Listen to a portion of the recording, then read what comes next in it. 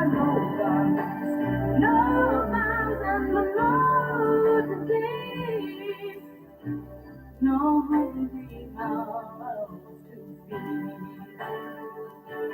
From a distance, we are instruments, marching in the common land,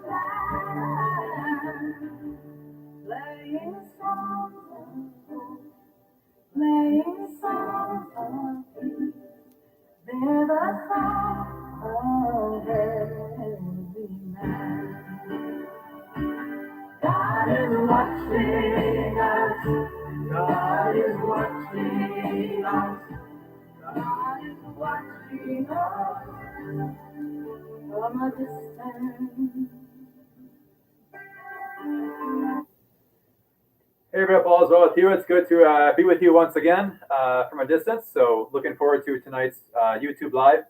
As always, we'll start with news here in a second after Monsignor says hello, and we'll have some special visitors here with us this evening as well. So Monsignor, you want to say hello?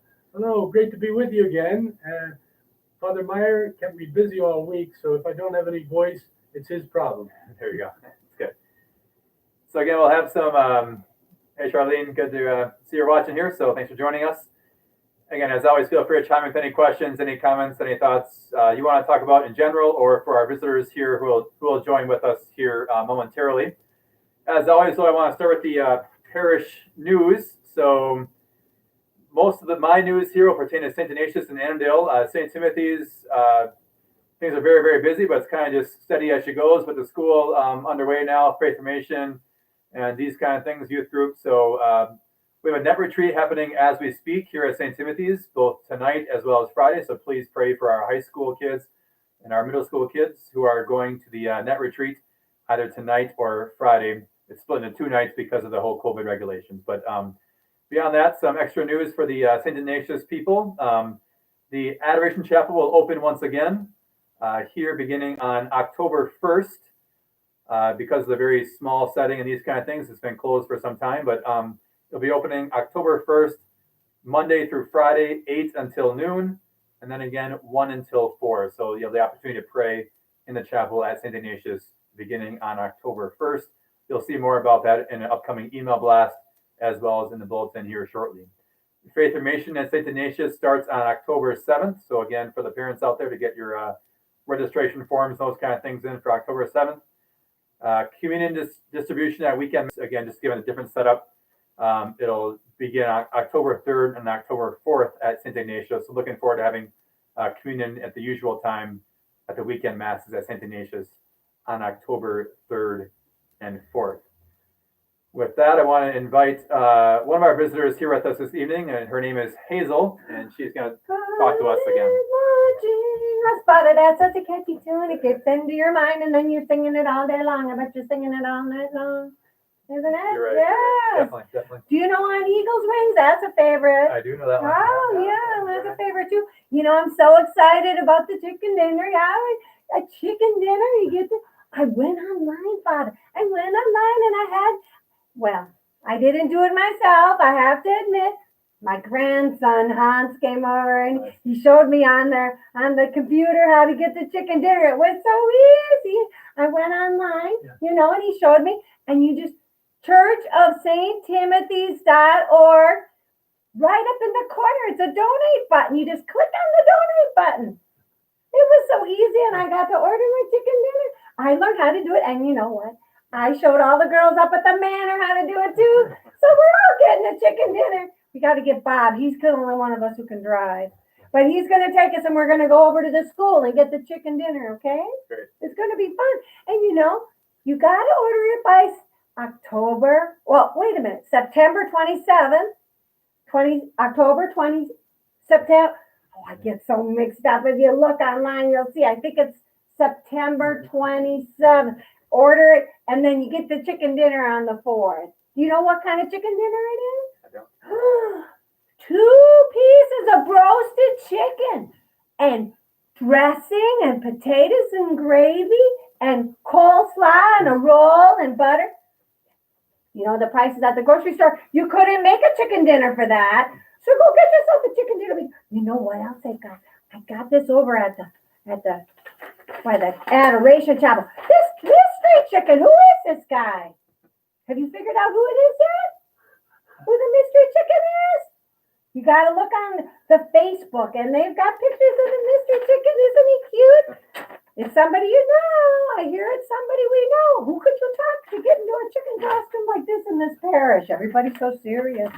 I don't think so. Anyway, so you can go online, go to the click on the donate button, get yourself a chicken dinner. It's going to be a lot of fun. We'll raise some money for the church. Isn't that a good idea? We need to do that, right? Yeah. So everybody get your chicken dinner. And if you can't figure it out, talk to your grandkids. They know how to do it. They know how to use the computer. You can use it for something else besides playing solitaire. Right? Right. All right. We got our chicken dinner. We're all going. See you, Hazel. Bye, Father. Bye, Monsignor. Thanks, Hazel. Good Good night. night. Yeah, so we're looking forward to the chicken dinner, and thanks so much to the crew there for organizing it and leading that in that way. So should be a great thing for the parish. So we're going to have another visitor here with us shortly. Again, we're blessed to have another teaching parish seminarian. That's a great testament to your to all of your faith lives, to the activity the parish is here, and just the wonderful parish life here at both St. Timothy's and St. Ignatius. So thanks for all of your support for vocations and all that. Because of that, we're getting another seminarian. We still, of course, have Deacon Andrew. So just so you're aware, we'll still have Deacon Andrew, of course. It's great to have him. He will continue to give us his wonderful homilies as he did this last weekend at St. Timothy's, as well as other things behind the scenes, certainly at St. Timothy's for his final year of formation. But we'll also have with us a new seminarian from Sioux Falls, who we'll talk to here in a second. His name is Gerald Thornton. And with that, Gerald, why don't you have a seat here and we'll trade spots. Awesome. Elbows. Yeah, Gerald, good to see you. All right. Yeah, so welcome, Gerald. You. Yeah, it's great to have you. Great to have you in the parish and great to have you tonight. Maybe if you wanted to start by sharing just open-ended your background, who you are, your family, where you grew up, these kind of things. Sure, yeah. I have to say, this is the first time I've ever come to a parish and been interviewed on camera, the very first day. So that's a pretty good start. I'm from Sioux Falls, South Dakota. I grew up in Sioux Falls. I was homeschooled for my whole life. I'm the youngest of four. I have three older sisters. All three of them, well, one of them's engaged. The other two are married. So I have a couple nephews. My mom and dad are Larry and Teresa, and they're both at home right now trying to make sure they're safe from the COVID stuff. Yeah, so pretty simple life. I grew up in a Catholic household, been Catholic my whole life, and now I'm in seminary. Great. So how'd you get to the seminary? How'd you discern that call to join the seminary? Yeah, well, it definitely was a long process of God trying to get me to come to the seminary. When I was young, I loved to serve at Mass. It was one of my favorite things to do. And I kind of just kept going along, normal high school life, got to college. And after my first year of college, I really thought I heard God's call to go to seminary and discern the call to the priesthood. And so in a moment of grace, I said yes.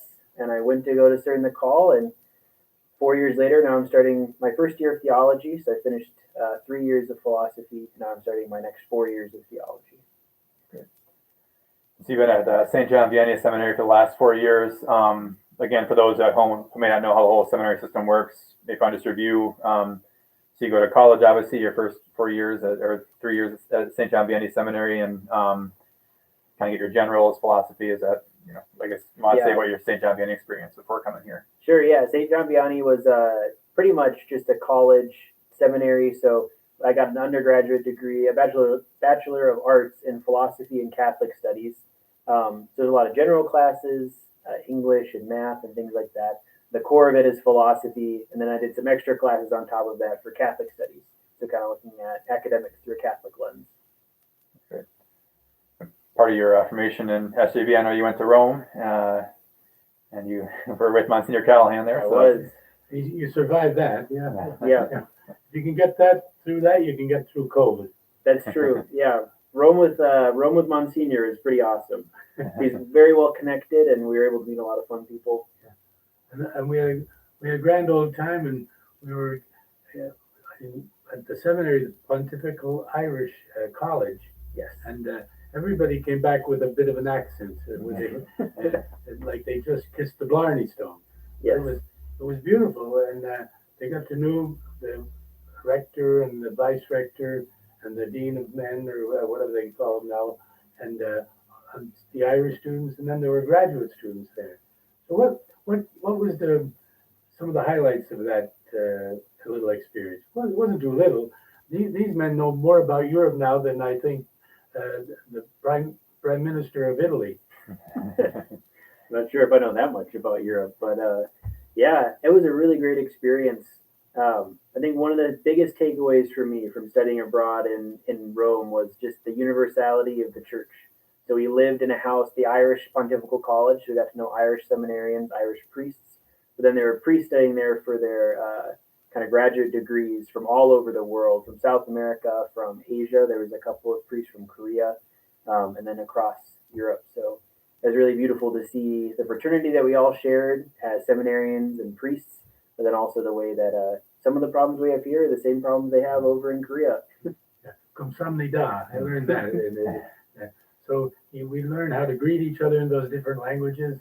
And those from Korea, they were always upbeat and smiling and bowing and very bright. Yes. So that was a good experience for me too, because I've not had too many opportunities to be with the Koreans in the study program. They brought energy to it, I guess you'd say. Yeah, they did. I told them I grew up with Korean neighbors, and so one of the foods that makes me think of home is kimbap. Yeah. And I told them that once, and I woke up Sunday morning and they had left kimbap outside my door. Well, don't tell them to keep it there at that tour. Kimbap is not my favorite, but we tried it just to be pleasant, you know what I mean? Yeah. But indeed, and then there were some Spanish-speaking men there. Ignazio, I think he had you in every what would you say, religious store in the country. Yeah. So they're all different types. And then a bunch of you helped with they had a football game there. Yes. A soccer game. And it was like a tournament, and the different colleges, what do you say, the pontifical colleges, they would play against each other, and it was fun and it was competitive, I think. So we were all able to have a part in it. I stayed out of it because I thought there were a bunch of men from Scotland there. Yeah. And they're like bulldozers. They'd run right over you, so you had to kind of know how to navigate. Yeah. But that always was another great thing, because you could get an understanding of men studying like yourselves, and from different countries, and not we weren't in a kind of a ghetto, as it were. We got a chance to see different and have different experiences that way. And then how about, didn't you people? I think it was your group. We had the what was it, the canonization of St. John Henry Cardinal Newman. Do you remember that? Yes. And our guys were a bit of stars during that whole thing. Really? Yeah. And they had the canonization, which our men attended, and of course they always get to meet the Pope or get around him. But then there was a closing mass at St. John Lateran, the Cathedral Church of Rome, and the Cardinal Primate of Britain, of England, was the main celebrant. And they called the rector to see if they had any men they would like to serve that. Well, of course, our men were so shy, they all served it, and they were the ones so they were on EWTN, waving to Mother and everything as they're going up the aisle. But it was beautiful. It was. And the church, it was the cathedral church there, the basilica, was packed with people. It was totally And it was just a beautiful ceremony. And then they all got to meet the Cardinal Primate and all of those that were celebrating. So it was a glorious day. It was. And we were very proud that our men were serving, and they didn't make one mistake. Good. Father, you were a master of ceremonies in the seminary, and you know what that means. I do. Everybody was in step and in line and looked the part. That's So good. they were going to be hired out, I think, after that. I'm sure. By Monsignor Marini. Yeah. Yeah, that was an awesome experience. We were able to meet people who was there was a deacon, and it was because of a miracle attributed to Cardinal Newman that Cardinal Newman's canonization was able to happen. We were able to meet him in person, and he kind of told us a little bit of his story. And actually, at the canonization mass in St. Peter's Square, we were sitting in our row, we were all praying before the mass, and I look behind me and I see the Newman Center from the University of Nebraska, where I went to college before seminary. And I had no idea they'd be there. They were just like 3 rows behind us. You're like the Pied Piper. You bring them all along, you know. That's right. But and then besides that, you had a number of opportunities besides school, which they attended every day because they knew that Monsignor Callahan would be how would you say not smiling if that happened during the day. But they were there. They got a perfect attendance record, I think. But you were at the Angelicum, right? Yes. And do you want to talk a little bit about that and tell us about what that was like? Sure. Luckily for us, the Angelicum was mostly all in English. So we were able to follow along with the classes because none of our Italian was very good yet. We were working on it though. But that was another great experience. There were seminarians from all over the world at the Angelicum studying. And we were able to study with the papal theologian, Father Giertek. Father Paul Murray taught another class, and then we took a philosophy class. That was a really great experience. And you had a great art teacher too. Yes, Professor S.S. Serafinelli. It's hard to say, Professoressa Seraffinelli. If you can spit that out, you're doing very well. But Yes. she was a lovely woman, and she fell in love with all of our men. Yes. And she's a very dynamic professor, and she also took them around to the different treasures, if you will, of art that were in the city, and then even you had a few jitas, as they call them, little trips, Yes. day trips to see how the history of art is very much alive in that country. So, where did you go? We went to, on our art trips, we went to Florence. We went to Assisi. That wasn't as much of an art trip, but we definitely saw quite a bit of art in there. Orvieto was another place that we went. And then there was a couple of smaller day trips, which was mostly in Rome, that we would go look at some of the churches. That was good. And then also, well, they went to the Mater Caput, St. John Lateran. It's the mother church of all of Rome. And then they went to the Roman Seminary for Mass, where the Our Lady of Confidence is housed. And it was a seminary where I went to. Now, they went lovingly, of course, to that visit, but we had Mass a couple of times over there, just our group. And it was great because St. John the 23rd went to that seminary, and he prayed in that chapel, and so many others. And John Paul II went there every year on the feast, and he prayed there and celebrated Mass. So we were walking and praying and celebrating in the steps of great saints of our own time. Yes. So that was wonderful. And then they got to see the rector himself from the Irish College gave you the grand tour of St. John Lateran. He did, yes. So that was a treat in itself because Monsignor Kiran, he's a great historian, and he can also add humor and interest to any kind of historical scene. And you get every little tidbit before it's over. Yeah. And unlike most history classes that I had, he kept you he kept your attention The whole time. Yeah, and then it was an enjoyable thing. You all come back talking about that kind of experience. So that made those scenes come alive. So I think that was great. And then we had a retreat. Mm-hmm. And the amazing thing was out near Lake Bracciano. And it was, that retreat house was run by the Nashville Dominican Sisters. Yes.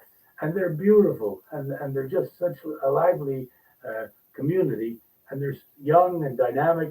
Yep. And when we got out there, one of the sisters, we were getting off the bus, and one of the sisters said, Monsignor Callahan, she was here in the convent at Stillwater when I first came, and she'd been over there, so she knew everybody practically from the diocese that she ever ran into, and it was a very peaceful place to make a retreat, don't you think? It was amazing. And we had the best retreat master I've ever had. Father Carolla. Yeah. Yes. Oh, he's amazing. He's a Jesuit, and he's been over teaching at the Gregorianum, the Pontifical college of the Jesuits, and he's been there about 16 years, I think, at this point. So yeah. And he has all of these theological facts wrapped around his finger, Yes. and he's very keen on making the scriptures come alive. Yes. And it was a funny thing on that retreat. I'll always stay with me because the story about the prodigal son, Mhm. and the whole scene. And then when it was coming back, and then the father welcomed him and all, and then he and the brother was a little upset. But when they welcomed him, then he said, "Go, get the fine clothing and put the cape on him, and then get the fatted calf, which we'll kill for dinner." And he said the calf heard that and he went, "Ah!" Yeah. Remember? If you remember that, yeah. And I could almost tell it out of the pew, because, also unlike Father Carollo, who is kind of solemn at times, but he came alive, and so did the scriptures. Yeah. But the what other? I should be calling more than you, but I'm not. Give me a few ideas. Yeah, we also were able to work with the Missionaries of Charity in Rome. How beautiful. That was really beautiful. Walking around Rome was really beautiful too. I'm trying to think. We went on a couple other. Did you come to Assisi with us, Father, or Monsignor? No, I didn't. I didn't go to the Okay. I wasn't sure about that. I was afraid they'd put me in one of those habits, and I'll have to grow a beard. You'd be there. As, when I was a young boy, I kind of thought a little bit about the Franciscans because they're a wonderful, wonderful group. And then I had the great privilege, I guess I would say, for want of another word, when I was working in Rome, that Benedict Rochelle, Father Rochelle, I'd gotten to know him even in my home diocese, and then I got to know when he was founding that new Franciscan community. Oh, really? We had the opportunity to be together and work a bit on that, and he's just a fascinating man, Yeah. and yet so dedicated, and he's done so much in his life for the church, and they have that's a dynamic community now and growing, and then they have sisters that were part of that, and so Assisi has a special place in my heart. Yeah. That was really wonderful. Yeah. Any other memories from Rome before we talk about other things? There's a ton. Yeah, I sure, could go on sure, forever. Yeah. Great. The pasta was pretty good too. Yeah, I'm sure. Yeah. Yeah, definitely. It's a good thing we walked as much as we did. And then these guys could organize.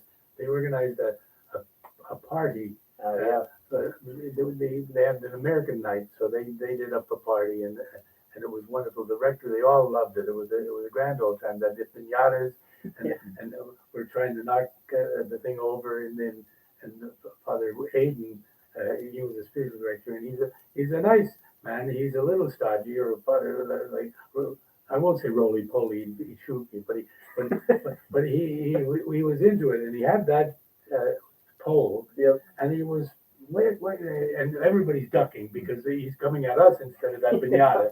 So it was great, yeah, A lot of fun. How about just kind of backing up a second as far as so people can get to know you a little better. What are your interests? What do you like to do? Free time? What's Sure.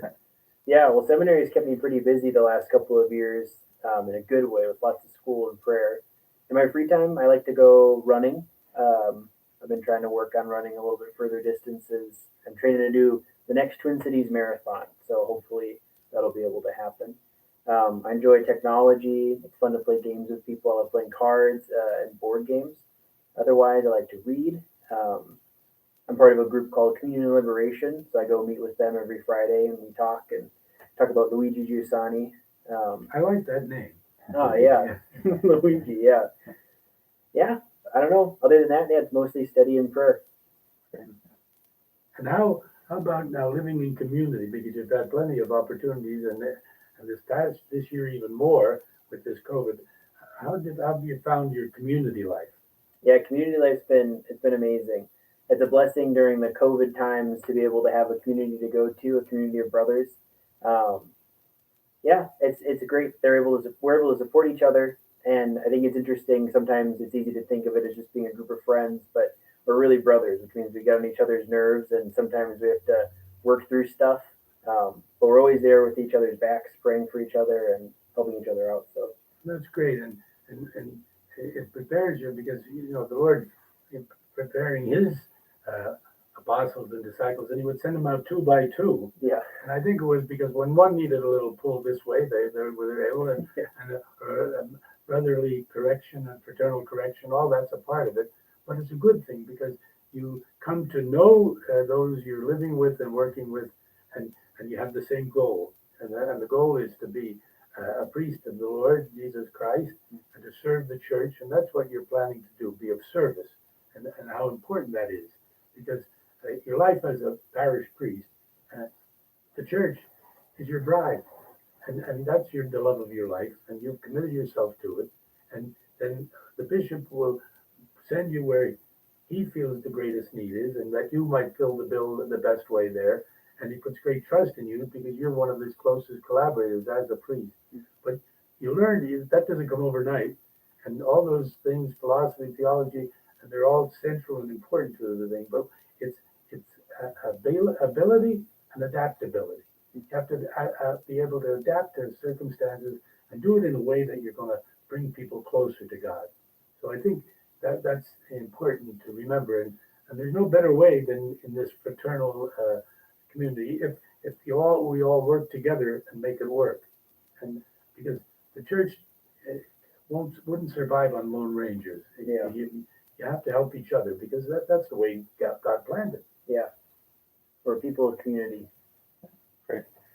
Yeah, so now you're here at St. Timothy's and St. Ignatius, both parishes for teaching parish program, and we kind of threw you right in the fire in terms of being here on this YouTube live, literally your first time out here. So you just got here a few hours ago, but thought it'd be a good chance for people to get to know you and those kind of things. So I don't know, what are you looking forward to in your time in the parishes here? I know it's nice, I think, to, among other things, to obviously to grow and to learn, but also just to kind of get out of that seminary environment for a little bit and to really see parish life and parish activity and kind of reconnect in that way to what you're studying for, the whole goal of this. But I don't know, any hopes, thoughts on what you're looking forward to the most in these two parishes in the years ahead? I know obviously your first day here, but any thoughts on that? Yeah, well, I'm really looking forward to getting to know everyone in the parish. One of the beautiful things about seminary is that we're all brothers and it's a great fraternity, but it's not really a family. I don't think you really get a family until you go to a parish. And so I'm looking forward to hopefully becoming kind of part of the St. Timothy, St. Ignatius family. And I'm really looking forward to learning from all of you what it means to be a good priest and what it means, what are the things that you're looking for and that you desire to see in a priest. If I'm not doing the best that I can be to be a priest, then I'm not doing what God wants me to do. And that's the wonderful thing because you're coming to share and bring what you have because you are. But we all get that. We learn from our people in the parish, and we're all part of the church, and we help each other, and in that sense, we continue to grow in our ministry, and it's a great blessing because you see people in their own homes on their own turf, and you get to understand what the joys and the challenges of family life are, and also community life, because these two communities are very active in the parishes, and they have many things happening. And when you get a sense of that, and you kind of feel the vitality, and that's what makes the church grow. We can have all the programs in the world, and we can study have all the strategic plans, but if you don't have people engaged and working with you, then those programs and plans don't take off. Yeah, so I think that's a good thing to keep in mind when you come here to the people. Just to always, we're listening as much as we're talking. Now that, for me, you wouldn't believe, but it is the case.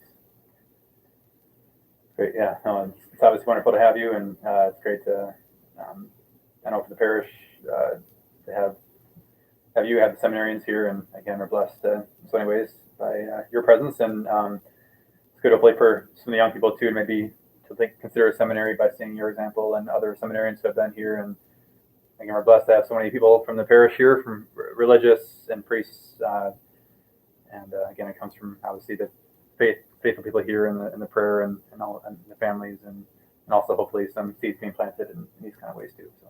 And what you may have said it there, but what was there a particular moment or a particular saint or a particular devotion that you think you could identify as what made you kind of make that first step? Yeah. I mean, it's hard to pick out one particular thing, but St. John Paul II has always been kind of my patron saint. And JP. yeah. And he, I think that for me, it was just seeing again in his life how much he was like a vibrant and very alive man, and how that was only because he followed Christ. And that really came from his relationship with Christ. And it gave me the courage to say yes to God's call, asking me to be a priest. I knew that this was the place that I could really be fully alive and, fully interacting with the world around me. And I was thinking today we had the Saint Padre Pio, and just in his life, and refresh my memory on some of that.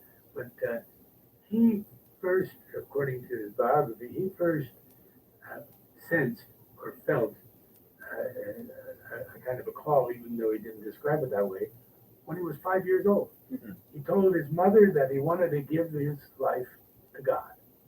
And he persisted, or he kept that thought going on. And his own mother tells of the fact that he had great devotion, he was prayed a lot before the Blessed Sacrament, and devotion to Mary, and that he even started penances in those early days. Wow. And he would sleep on the floor, a cold floor, instead of getting into bed. She had to kind of scold him for that and say that's not all part of it, especially at your age.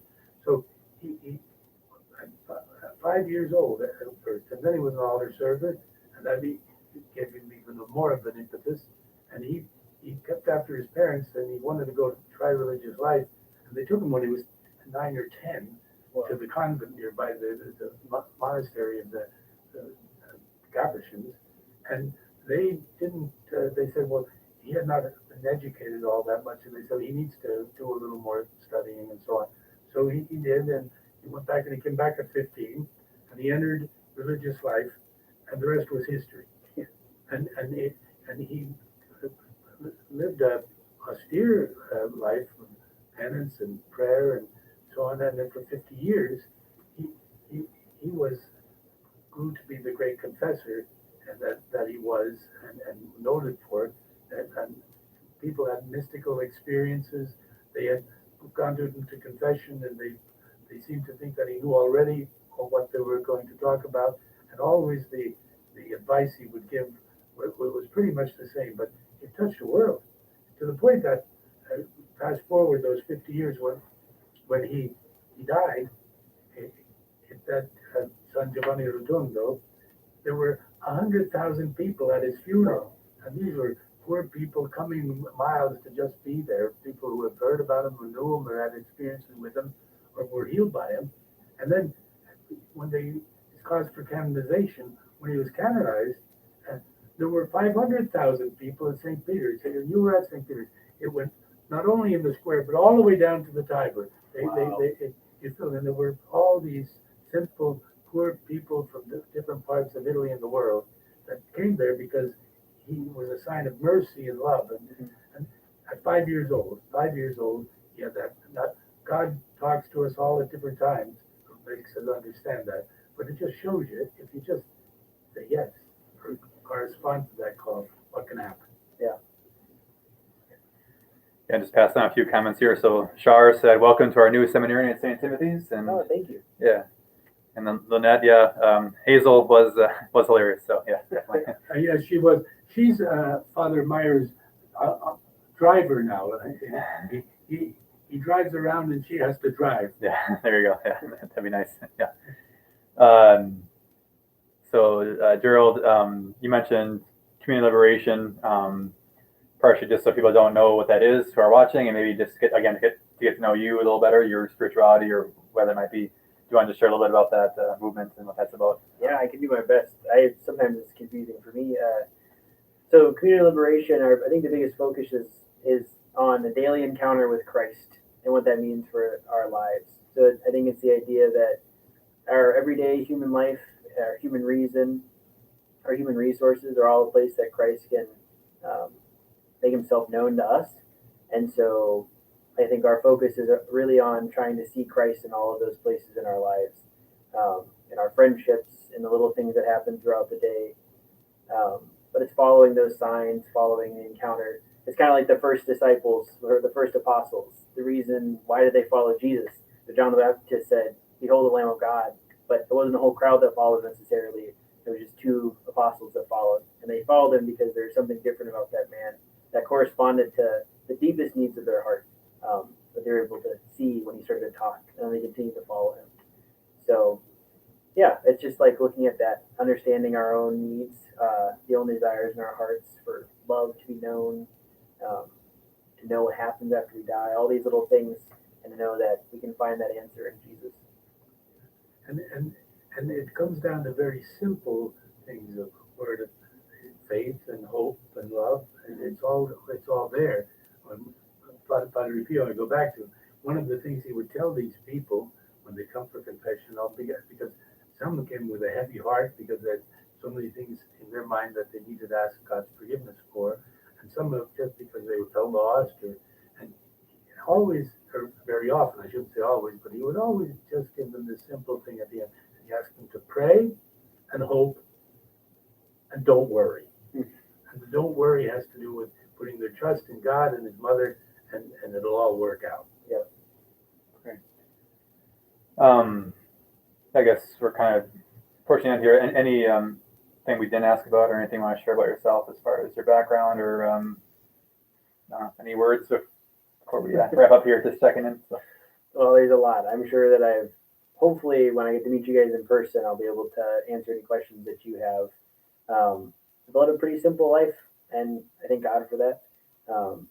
So there's nothing crazy that's happened in my life. Before I came to seminary, I studied software engineering at the University of Nebraska-Lincoln. So I am a Huskers fan, which is frowned upon in certain places in Minnesota. Yeah, I mean, I'm sure there's a lot we could talk about, but I can't think of anything off the top of my head. And one thing here, you're coming into a parish that has a number of seminaries already. So you're the poster boy, as it were. Now you have to be aware that you're going to try to keep the ball coming and those coming after you. I remember when we had the football games between the college seminary and the major seminary. I always told our men, no pressure, but the deal is this. Win the game or repeat the year. Well, it's a little bit like this for the men coming out of the parish. Get one or two guys or repeat the year. So okay. No pressure. You know? Yeah. Perfect. Checking in. Any closing thoughts, Monsignor? No, I think I would just say we always close with a song or a hymn or a prayer, we call it. And if you can find a good one there, I always liked, and you probably did too, "Here I am, Lord," because that's what we were talking about here. He just said, "Here I am, Lord, take me," and he does. You know, if we just keep our heart open to him. Great. Do we have a song like that? We do. Yep. Isn't he techno savvy? Yeah. You can find me pretty good. Yeah.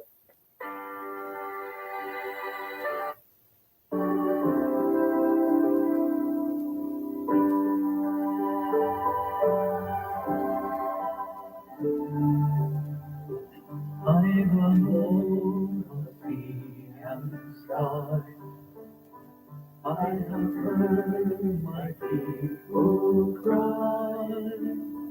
All who dwell in dark and sin, my hand will save.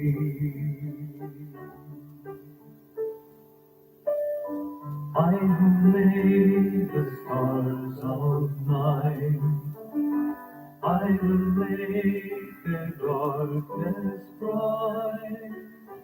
Who will bear my light to them? Whom shall I send? Here I am, Lord, Is it I, Lord? I have heard you call me in the night. I will go. If you need me, I will hold your people in